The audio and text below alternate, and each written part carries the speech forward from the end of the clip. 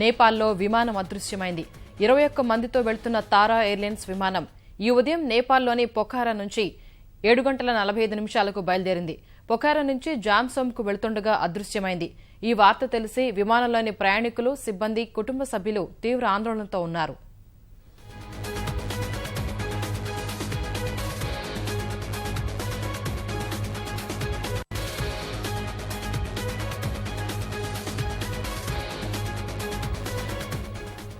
నేపాల్లో విమానం అదృశ్యమైంది.